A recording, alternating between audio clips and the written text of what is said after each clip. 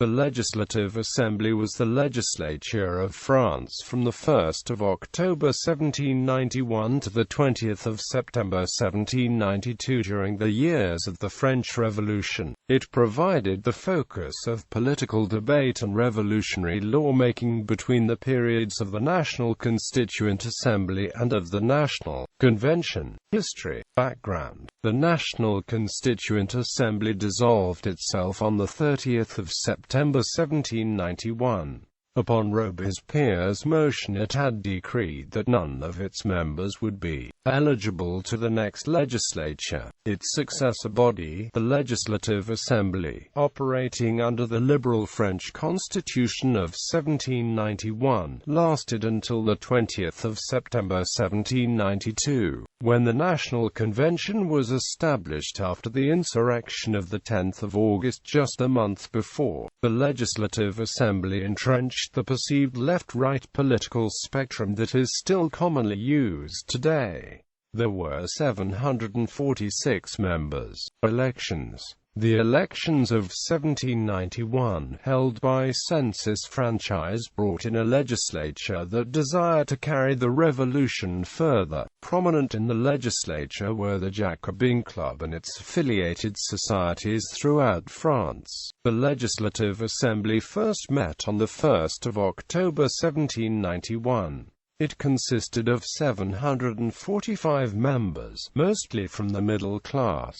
The members were generally young, and since none had sat in the previous assembly, they largely lacked national political experience. They tended to be people who had made their name through successful political careers in local politics. The rightists within the assembly consisted of about 260 Feuillants, whose chief leaders, Gilbert du Motier de Lafayette and Antoine Barnave, remained outside the House because of their ineligibility for re-election. They were staunch constitutional monarchists, firm in the defense of the king against the popular agitation. The Leftists were of 136 Jacobins and Cordeliers. Its most famous leaders were Jacques-Pierre Brissot, the philosopher Condorcet, and Pierre Victurnien Vergniaud. The left drew its inspiration from the more radical tendency of the Enlightenment, regarded the émigré nobles as traitors, and espoused anti-clericalism. They were suspicious of Louis XVI, some of them favoring a general European war, both to spread the new ideals of liberty and equality and to put the king's loyalty to the test. The remainder of the House, 345 deputies, generally belonged to no definite party.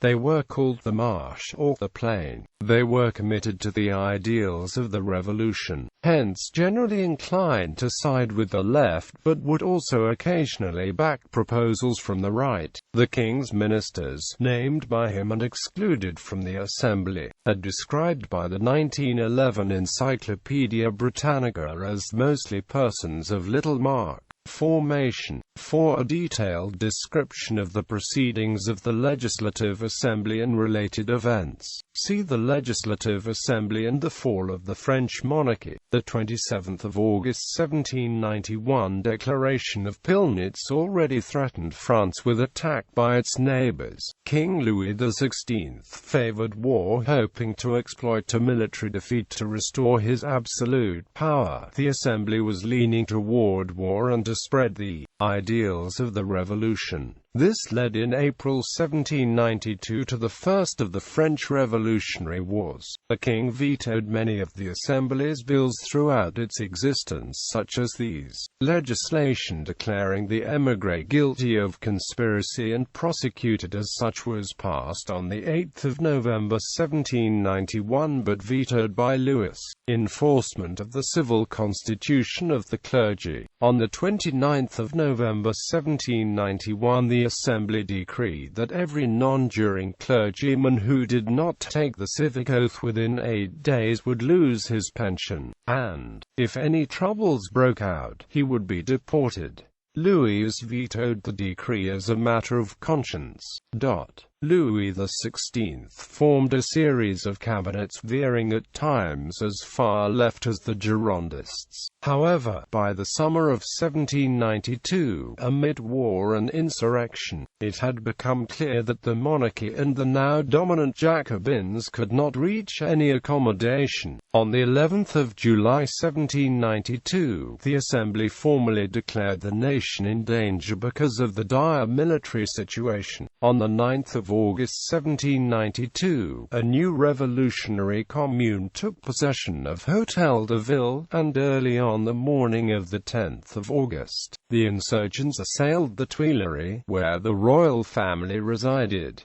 Louis and his family sought asylum with the Legislative Assembly. The Assembly stripped Louis, suspected of intelligence with the enemy, of all his royal functions and prerogatives. The king and his family were subsequently imprisoned in the Temple. A resolution is adopted on the 10th of August 1792 to summon a new national convention, to be elected by universal suffrage. Many who had sat in the National Constituent Assembly and many more who had sat in the Legislative Assembly were re-elected. The convention met on the 20th of September 1792 and became the new government of France. Reforms. On the 15th of February 1792, Honoré Mouret, reporting for the Legislative Committee, presented a series of recommendations on marriage reform, including the implementation of registers of civil status and allowing younger people to get married.